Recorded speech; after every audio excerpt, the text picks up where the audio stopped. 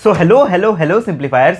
वादे के मुताबिक आज हम अनाटमी इन फ्लावरिंग प्लांट के एनसीईआरटी की एक एक लाइन, सारे concepts, examples and diagrams with 20 years of NEET PYQs सब कुछ मात्र 10 से 15 मिनट में कवर कर रहे होंगे। क्लास का एक ही रूल है, अपने एनसीईआरटी और पेन साथ में रखना, जो भी इंपॉर्टेंट लगे लिखते रहना, क्योंकि हमारे एनसीईआरटी में ही हमारे notes, short notes, mind maps और पीवाईक्यूज सब एक जगह पे कंसाइज्ड होंगे, ताकि एग्जाम के टाइम पे तुम्हें इधर उधर ना भटकना पड़े। तुम आराम से चौड़े होके बैठो, तुम्हारे भाई की क्लास है। तो let's start with anatomy of flowering plant. सबसे पहले इस चार्ट को देखो, तुम्हारे सारे कंफ्यूजन खत्म, आधा चैप्टर यही निपट जाएगा। तो टिश्यू दो टाइप के होते हैं, meristematic and permanent tissue. Meristematic tissue जिसमें सेल डिवीजन की कैपेसिटी होती है, और परमानेंट टिश्यू जिसमें सेल डिवीजन की कैपेसिटी नहीं होती। Meristematic tissue further divided into two groups, primary growth and the secondary growth. Primary growth किसको बोलेंगे? जिसमें हाइट इंक्रीज हो रही है उसको प्राइमरी ग्रोथ बोलेंगे, और सेकेंडरी ग्रोथ में गर्थ इंक्रीज होती है, लेटरल ग्रोथ होती है। सो प्राइमरी ग्रोथ दो टाइप के टिश्यू से होते हैं, एपिकल मेरिस्टेम और intercalary meristem.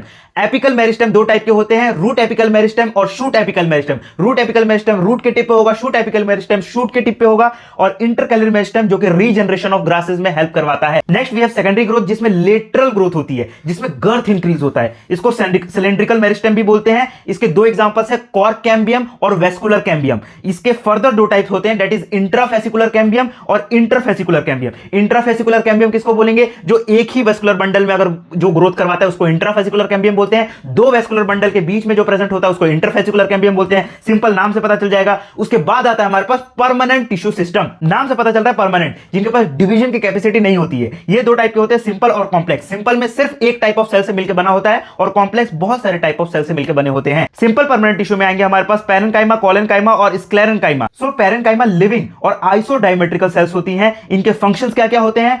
Synthesis of food, storage and secretion. इसको याद कैसे रखना है? 3S से। 3S, synthesis of food, storage and secretion. ये तुम्हारी पुरानी एनसीईआरटी में साफ साफ दिया हुआ है। नेक्स्ट कोलेनकाइमा, ये लिविंग मैकेनिकल टिश्यू होता है। ये मैकेनिकल स्ट्रेंथ प्रोवाइड करता है किसको? यंग स्टेम और पीटियोल ऑफ लीफ को। जिसमें लचकपन होता है ना, वो कोलेनकाइमा की वजह से होता है। वो आजकल चल रहा है ना, तेनु शरारत सिखावा। सो कोलेनकाइमा को लिविंग मैकेनिकल टिश्यू बोलेंगे, और डेड मैकेनिकल टिश्यू किसको बोलते हैं? स्क्लेरेन्काइमा को। स्क्लेरेन्काइमा का एग्जांपल कौन कौन से हैं? सीड कोट ऑफ लेग्यूम्स और pulp of guava, pear, sapota. भैया याद कैसे रखना है? GPS, guava, pear, sapota. Clear? और लास्ट कॉम्प्लेक्स परमानेंट टिश्यू, ये more than one type of cell से मिलकर बने होते हैं। एग्जांपल क्या है? जाइलम और फ्लोएम। जाइलम हमारे पास वाटर एंड मिनरल्स का ट्रांसपोर्ट करवाता है, फ्लोएम हमारे पास फूड का ट्रांसपोर्ट करवाता है। जाइलम चार टाइप ऑफ सेल से मिलकर बना होता है, ट्राइकीड्स, वेसल्स, फाइबर्स एंड पैरेन्काइमा। और फ्लोएम भी चार टाइप ऑफ सेल से मिलकर बना होता है, sieve tubes, companion cells, fibres and parenchyma. इसमें याद रखने वाला पॉइंट क्या है? जाइलम में सारे डेड होंगे एक्सेप्ट द पैरेन्काइमा, और फ्लोएम में सारे लिविंग होंगे एक्सेप्ट द फाइबर। सो अब तुम्हारा पूरा चैप्टर एक एक चीज किसमें क्या आता है, बिल्कुल कंफ्यूजन नहीं होगी। नेक्स्ट हमारे एनसीईआरटी में दिया हुआ है टिश्यू सिस्टम। तीन टाइप के होते हैं, epidermal tissue system, ground tissue system और वेस्कुलर टिश्यू सिस्टम।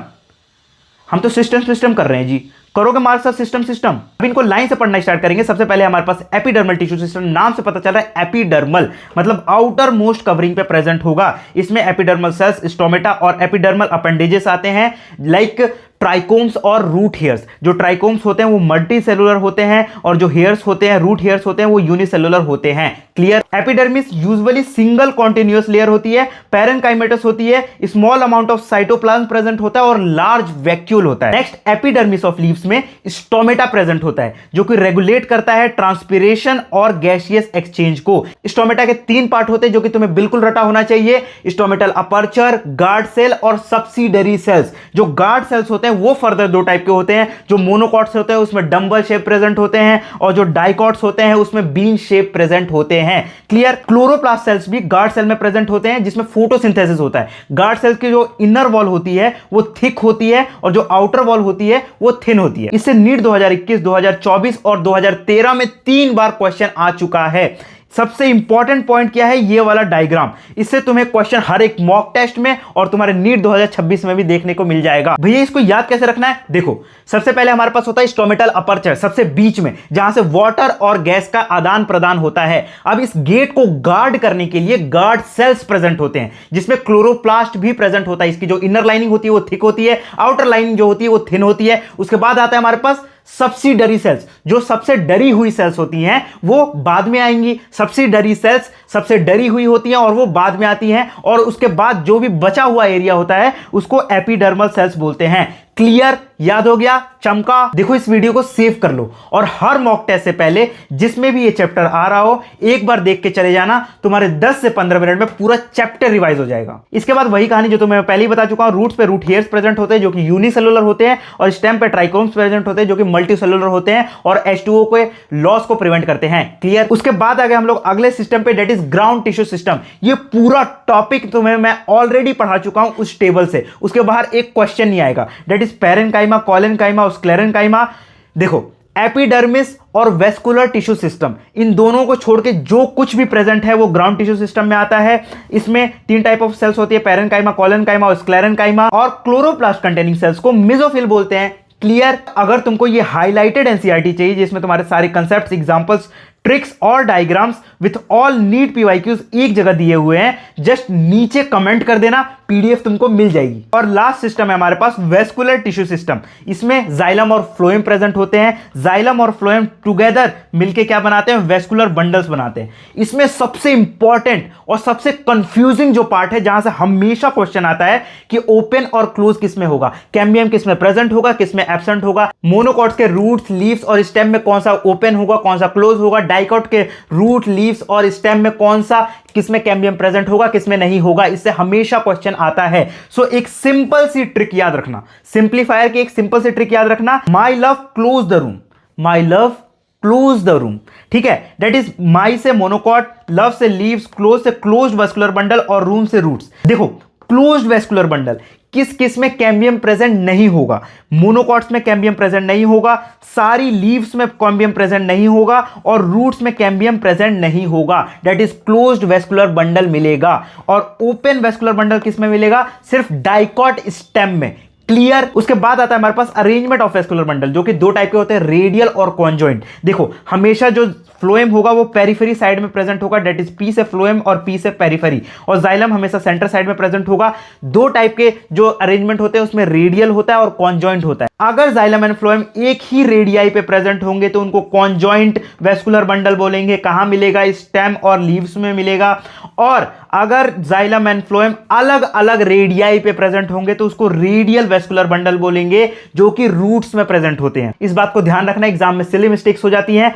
अलग अलग रेडियाई पे जो प्रेजेंट होता है उसको रेडियल वेस्कुलर बंडल बोलते हैं। एग्जांपल क्या है? रूट्स। इससे याद कैसे रखना है भैया? आर से रेडियल, आर से रूट्स, बाकी सारे जो होंगे वो कॉन्जॉइंट वेस्कुलर बंडल होंगे।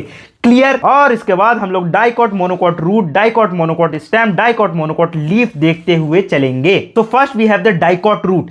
सबसे आउटर मोस्ट लेयर को एपीब्लेमा बोलते हैं, जिससे हमारे पास प्रोट्यूड होके यूनिसेलुलर रूट हेयर्स बनते हैं। उसके नीचे होता है कॉर्टेक्स लेयर, जो कि थिन वॉल्ड पैरेन्काइमेटस सेल्स होते हैं, जिसमें इंट्रासेलुलर स्पेसेस प्रेजेंट होता है। और सबसे नीचे वाले जो कॉर्टेक्स लेयर होता है उसको एंडोडर्मिस बोलते हैं। एंडोडर्मिस के दोनों वॉल्स पर, टेंजेंशियल और रेडियल वॉल्स, दोनों वॉल्स पर वैक्सी इनपरमिएबल लेयर प्रेजेंट होती है, जिसको कैस्पीरियन स्ट्रिप बोलते हैं। और एंडोडर्मिस के नीचे thick walled parenchymatous cells present होते हैं, जिसको पेरिसाइकिल बोलते हैं। इसमें सबसे इंपॉर्टेंट याद रखने वाला पॉइंट क्या है कि जो इनिशिएशन ऑफ लेटरल रूट्स होता है या फिर वेस्कुलर कैम्बियम का फॉर्मेशन होता है ड्यूरिंग द सेकेंडरी ग्रोथ, वो पेरिसाइकिल से इनिशिएट होता है। इस पॉइंट को याद रखना। और डाइकॉट रूट के सबसे बीच में पिथ प्रेजेंट होता है, जो कि स्मॉल और इनकॉन्स्पिकुअस होता है। इसमें 3 पॉइंट और याद रखना। जो जाइलम और फ्लोएम के बीच में पैरेन्काइमेटस सेल्स होते हैं उसको कंजक्टिव टिश्यू बोलते हैं। इसमें डाइआर्च और टेट्रार्च वेस्कुलर बंडल मिलते हैं। और जो भी एंडोडर्मिस के अंदर वाली लेयर्स हैं, एंडोडर्मिस को छोड़कर एंडोडर्मिस के जो भी अंदर वाली लेयर्स हैं उनको स्टील बोलते हैं। ये वाटर इनपरमिएबल होते हैं क्योंकि एंडोडर्मिस बाहर खड़ा है, जो कि वैक्सी सुबेरिन लेयर होती है जिसकी वजह से पानी बाहर नहीं जा पाएगा। इसको स्टील बोलते हैं। क्लियर? देखो जो एग्जाम में क्वेश्चन बनते हैं ना, वो हमेशा डिफरेंसेस से बनते हैं। तुम्हें कंफ्यूजन किसमें होगी? डाइकॉट या फिर मोनोकॉट रूट में। तो एटलीस्ट ये डिफरेंसेस जरूर याद रखना। दैट इज जो रूट हेयर्स होते हैं वो डाइकॉट में ज्यादा प्रेजेंट होते हैं और मोनोकॉट में कम होते हैं। पिथ जो होता है वो मोनोकॉट में बड़ा होता है। और पॉलीआर्च कंडीशन, हेक्सार्च कंडीशन मोनोकॉट में देखने के लिए मिलेगा। डाइआर्च और टेट्रार्च किसमें देखने के लिए मिलेगा? डाइकॉट में देखने के लिए मिलेगा। और कंजक्टिव टिश्यू मोनोकॉट में एब्सेंट होते हैं। क्लियर? और अगर तुमको ये हाईलाइटेड एनसीईआरटी चाहिए जिसमें तुम्हारे सारे कंसेप्ट्स, एग्जांपल्स, ट्रिक्स और diagrams with all neat PYQs एक जगह दिए हुए हैं, जस्ट नीचे कमेंट कर देना, पीडीएफ तुमको मिल जाएगी। अब आ जाओ डाइकॉट और मोनोकॉट स्टेम पे। देखो स्टेम में सबसे मोस्ट इंपॉर्टेंट तुम्हें ये सारी लेयर्स याद होनी चाहिए, अंदर से बाहर सीक्वेंस में तुम्हें सारी लेयर्स याद होनी चाहिए। इससे डायरेक्ट डायग्राम बेस्ड क्वेश्चन भी आते हैं और स्टेटमेंट बेस्ड, असर्शन, रीजन, बहुत सारे क्वेश्चन इससे बनते हैं। ठीक है, तो इसकी एक सिंपल सी ट्रिक है जो सारे सिंप्लीफायर्स को पहले से याद होगी। दैट इज पिंकी के पापा और मम्मी कैन से पीते हैं पेप्सी।